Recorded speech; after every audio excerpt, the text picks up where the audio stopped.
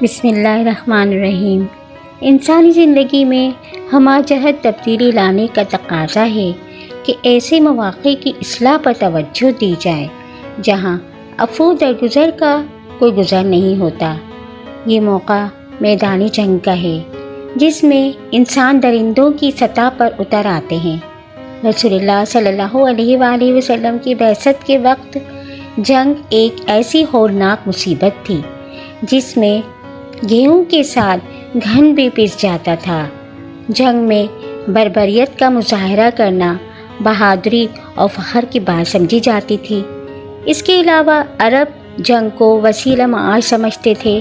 وہ اس بات کو معیوب جانتے تھے کہ 3 ماہ مسلسل بغیر جنگ کے گزر جائیں اور وہ مال غنیمت سے محروم رہیں، اور اس کے برعکس رسول اللہ صلی اللہ علیہ وآلہ وسلم جنگ کو ناپسند کرتے تھے۔ عرب اپنے بچوں کے نام حرب رکھتے تھے۔ حضرت علی رضی اللہ تعالیٰ عنہ نے اپنے ایک بیٹے کا نام حرب رکھا۔ آپ صلی اللہ علیہ وآلہ وسلم نے اس کا نام بدل کر حسن رکھ دیا۔ سن 8 ہجری میں جب آپ صلی اللہ علیہ وآلہ وسلم مکہ معظمہ میں داخل ہوئے اور آپ صلی اللہ علیہ وآلہ وسلم کی قیادت میں قبائل کی فوجیں اپنے اپنے سرداروں کی رہنمائی میں آگے بڑھ رہی تھیں، ابو سفیان یہ سارا منظر دیکھ رہے تھے۔ انصار کے علم بردار حضرت سعد بن عبادہ رضی اللہ تعالیٰ عنہ تھے۔ انہوں نے ابو سفیان کی طرف دیکھ کر کہا، آج گھمسان جنگ کا دن ہے، آج کعبہ حلال کیا جائے گا۔ ابو سفیان نے یہ الفاظ سنے تو رسول اللہ صلی اللہ علیہ وآلہ وسلم سے عرض کیا کہ حضور صلی اللہ علیہ وآلہ وسلم نے سنا سعد نے کیا کہا؟ آپ صلی اللہ علیہ وآلہ وسلم نے جواب دیا کہ سعد رضی اللہ تعالیٰ عنہ نے غلط کہا، آج کعبے کی عظمت کا دن ہے۔ آپ صلی اللہ علیہ وآلہ وسلم نے حکم دیا کہ حضرت سعد رضی اللہ تعالیٰ عنہ کے ہاتھ سے علم لے لیا جائے اور ان کے بیٹے کو دے دیا جائے۔ رسول اللہ صلی اللہ علیہ وآلہ وسلم نے مدینے کے 10 برسوں کے دوران جنگ کا تصور بدل دیا۔ دنیا کی تمام قوموں کے اخلاقیات کا اصل امتحان میدانی جنگ میں ہوتا ہے، اور تاریخ گواہ ہے کہ میدانی جنگ میں سب سے پہلے اخلاقی اقدار قتل کیے جاتے رہے ہیں۔ عرب تو خیر مشرک تھے، اس معاملے میں یہودیوں اور عیسائیوں کا کردار زیادہ داغدار رہا ہے۔ یہودیوں کو تو حضرت مسیح علیہ السلام نے سانپ اور سانپ کے بچے کہا تھا۔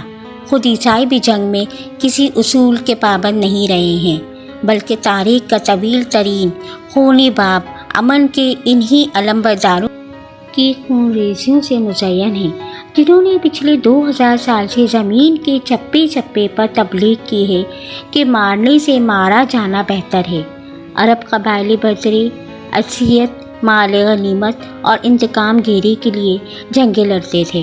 آپ صلی اللہ علیہ وآلہ وسلم نے ان کی ذہنیت بدل دی اور جنگ کے بجائے جہاد کا پاک اور عرفہ تصور پیش کیا جو عبادت کی شان کے لیے ہوئے ہیں۔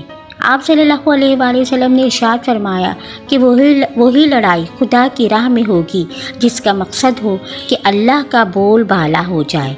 جہاد کے آغاز سے اختتام تک ایک ایک قدم پر آنکھوں کے سامنے عبادت کا منظر آتا ہے۔ کوچ کے دوران راستے میں جہاں بلندی آتی وہاں آپ صلی اللہ علیہ وآلہ وسلم تکبیر بلند کرتے اور جب بلندی سے اترتے تو تسبیح کہتے۔ میدانی جہاد میں آپ صلی اللہ علیہ وآلہ وسلم سپہ سالار ہوتے تھے، لیکن لشکر اسلام کی تعداد پر بھروسہ کرنے کے بجائے اللہ تعالیٰ سے فتح و نصرت کی دعا کرتے رہتے تھے۔ میدان بدر میں پوری رات اللہ تعالیٰ کا شکر ادا کرتے رہے۔ فتح مکہ کے روز ذی توبہ کے مقام پر آپ صلی اللہ علیہ وآلہ وسلم اپنی سواری پر اس طرح گردن جھکائے ہوئے تھے کہ ٹھڈی مبارک لکڑی کے گجاوے سے لگ جاتی تھی۔ مکے میں داخل ہو کر ام ہانی کے گھر میں 8 رکعت شکرانے کی پڑھی۔ بدر میں جو لوگ قیدی بنا کر مدینہ لائے گئے ان میں قریش کے شعلہ بیان مقرر سہیل بن عمرو بھی تھے، جو آپ صلی اللہ علیہ وآلہ وسلم کے خلاف تقریروں میں آگ اگلتے تھے۔ حضرت عمر رضی اللہ تعالیٰ عنہ نے عرض کیا، یا رسول اللہ صلی اللہ علیہ وآلہ وسلم، ان کے جو نیچے کے جو دانت ہیں وہ کھڑوا دو تاکہ پھر تقریر نہ کر سکیں۔ آپ صلی اللہ علیہ وآلہ وسلم نے فرمایا، اگر میں اس کا مسئلہ کروں تو اگرچہ میں نبی ہوں مگر خدا میرے اعضاء بھی بگاڑ دے گا۔ جنگ احد میں ابو دجانہ کے ہاتھ میں رسول اللہ صلی اللہ علیہ وسلم کی تلوار تھی۔ لڑائی کے دوران ایک عورت سامنے آ گئی۔ ابو دجانہ نے ہاتھ روک لیا کہ عورت کے خون سے رسول اللہ صلی اللہ علیہ وآلہ وسلم کی تلوار رنگین نہ ہو۔ سن 2 ہجری میں بدر کی جنگ ہوئی تو مشرکین کے قیدی مدینہ لائے گئے۔ رسول اللہ صلی اللہ علیہ وآلہ وسلم نے انہیں صحابہ میں تقسیم کیا۔ صحابہ رضی اللہ تعالیٰ عنہ انہیں اپنے اپنے گھروں میں لے گئے۔ آپ صلی اللہ علیہ وآلہ وسلم نے تاکید فرمائی کہ قیدیوں کے ساتھ بہترین سلوک کرو۔ صحابہ نے ان کے ساتھ مہمانوں کا برتاؤ کیا۔ ایک قیدی کا بیان ہے کہ میں انصاریوں کے گھر میں قید تھا۔ وہ لوگ صبح شام کو روٹی مجھے پیش کرتے اور خود کھجور کھا کر گزارا کر لیتے۔ میں شرمندہ ہوتا اور روٹی انہیں دیتا، لیکن وہ ہاتھ بھی نہیں لگاتے۔ سن 8 ہجری میں حنین کا معرکہ ہوا تو حوازن کے 6000 جنگی قیدی آپ صلی اللہ علیہ وآلہ وسلم کے قبضے میں آئے۔ رحمت عالم صلی اللہ علیہ وآلہ وسلم نے ان سب کو رہا کر دیا اور ہر قیدی کو ایک مصری خلا یعنی قبطی چادر کا جوڑا عنایت فرمایا۔ بعض قبائل سے قیدیوں کو آزاد کروا کر انہیں ہر قیدی کے بدلے 6 اونٹ اپنے پاس سے دیے، اور سن 9 ہجری میں قبیلہ طائی کے جنگی قیدی مدینہ لائے گئے۔ ان میں مشہور سخی حاتم طائی کی بیٹی صفانہ بھی شامل تھی۔ مکی دور میں ایک مرتبہ آپ صلی اللہ علیہ وآلہ وسلم نے خانہ کعبہ کے کلید برادر عثمان بن طلحہ سے کنجی مانگی تھی تاکہ کعبے میں داخل ہوں۔ اس نے انکار کر دیا تھا۔ آپ صلی اللہ علیہ وآلہ وسلم نے فرمایا، ایک دن یہ کنجی میرے ہاتھ میں ہوگی۔ فتح مکہ کے دن آپ صلی اللہ علیہ وآلہ وسلم نے عثمان سے کنجی طلب کی۔ کنجی لے کر کعبے کا دروازہ کھولا اور اندر داخل ہوئے۔ کعبے سے باہر نکلے تو کنجی آپ صلی اللہ علیہ وآلہ وسلم کے ہاتھ میں تھی۔ حضرت عباس رضی اللہ تعالیٰ عنہ یا حضرت علی رضی اللہ تعالیٰ عنہ نے درخواست کی کہ کنجی بنی ہاشم کو عطا کی جائے۔ آپ صلی اللہ علیہ وآلہ وسلم نے عثمان بن طلحہ کو بلایا اور کنجی عطا فرمائی۔ ارشاد فرمایا کہ جو شخص تم سے کنجی چھینے گا اور وہ ظالم ہوگا۔ اس موقع پر آپ صلی اللہ علیہ وآلہ وسلم کے یہ الفاظ، آج نیکی اور وفا کا دن ہے، کتنے خوبصورت ہیں۔